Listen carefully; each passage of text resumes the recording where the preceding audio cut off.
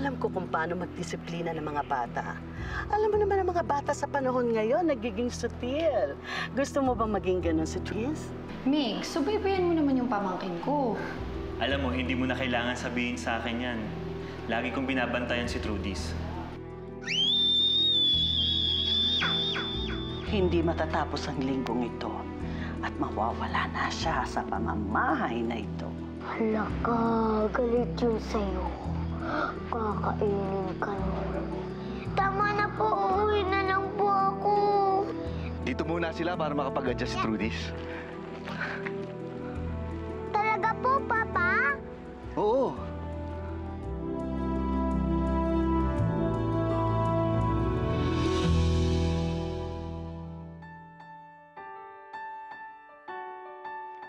Salamat po, Papa Nick. Ngayon, masaya na po ako.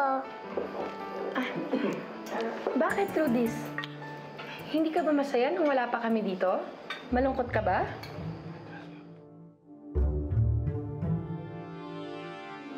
Masaya din po. Pero mas masaya po. Kasi, andito po kayo.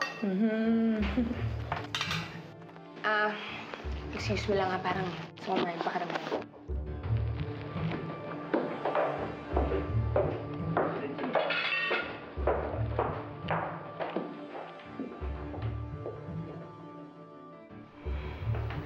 Are you okay? Do I look okay, Nick? Ha? Alam mo, nagugulat na ako lately sa mga desisyon mo eh. Yung una si Trudis. Sumunod yung kapatid, tsaka yung aunt niya, dinala mo dito sa bahay. Baka naman bukas o makalawa, kami na yung pinapalayas mo. Don't be silly. Hindi mangyayari yun. I just need to do this para makapag-adjust si Trudis. Mali ka eh. Paano na lang masasama yung bata dito kung meron siyang mas close na nandito sa bahay? Paano siya magiging close sa amin, ha? Ha? Sweetheart, let's just give them a few weeks. Yun lang. Please.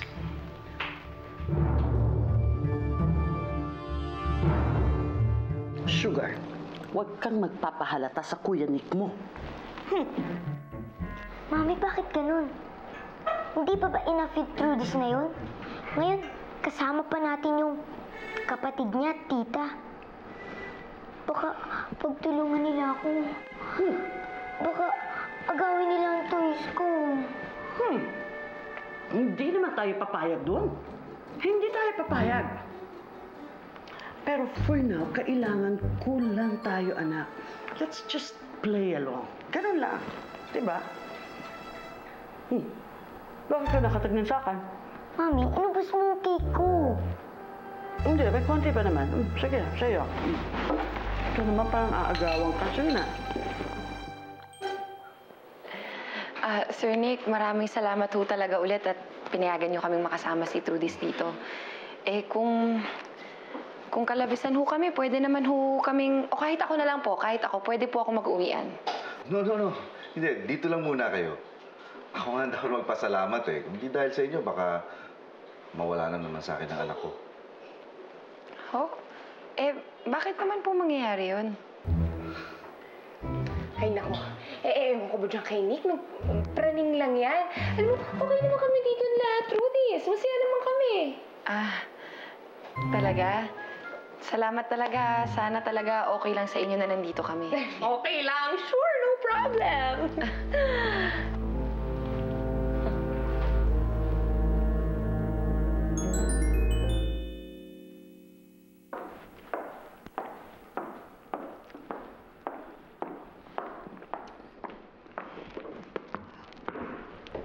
Honey.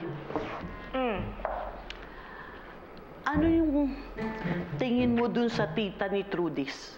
Mukha bang palaban? Hindi ko pa matansya eh, pero parang pagudi-gudi, parang mapapel. Nararamdaman ko.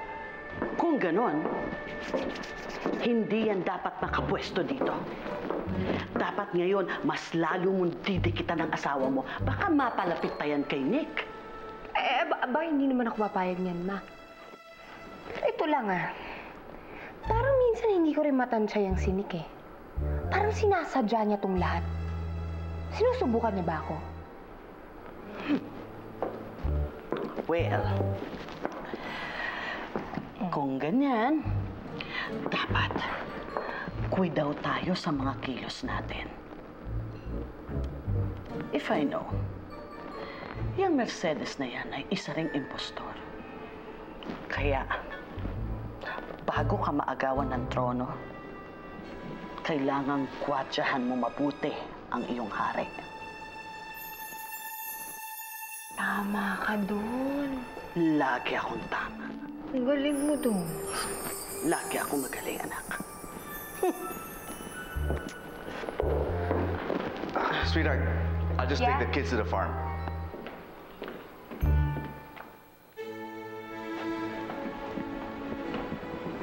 Farm?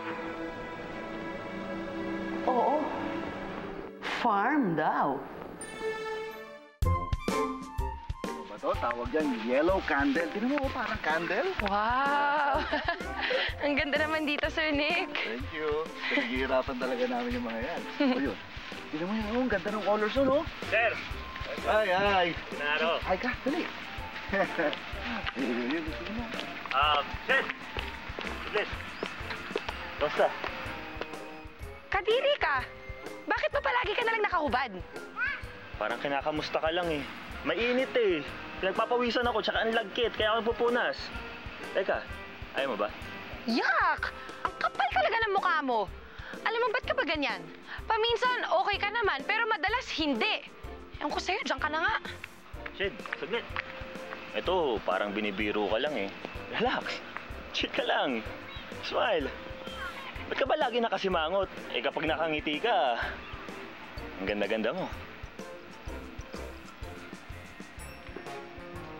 O, yan. Peace na tayo, ha? Gisipan ko pa. Hmm?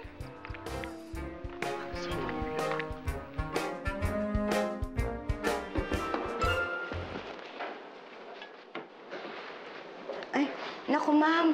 Ako na lang pong gagawa niyan. Bisita po kayo dito. Ha? Hindi, okay lang yun. Ano ka ba? Tsaka kita na nga lang kami dito eh. Tsaka, huwag ka mag-alala. Sanay na sanay ako sa gawaing bahay. Promise. Sa inyo po pala nagmana si Trudis. Mabait at masipag. Nako, hindi sa akin nagmana yun. Sa tatay niya. Ang ibig kong sabihin, yung kinagis na niyang ama. Ang pinsan ko, si Kuya Lino. Napakabait na tao nun. Masipag. Matulungin pa. Ganyan-ganyan po si Trudis. Hindi katulad ng isang bata dito. Sino? Si Sugar? Bakit? May ginagawa ba siya kay Trudis? Nako, hindi lang ho yung bata. Pati yung ate at yung nanay niya.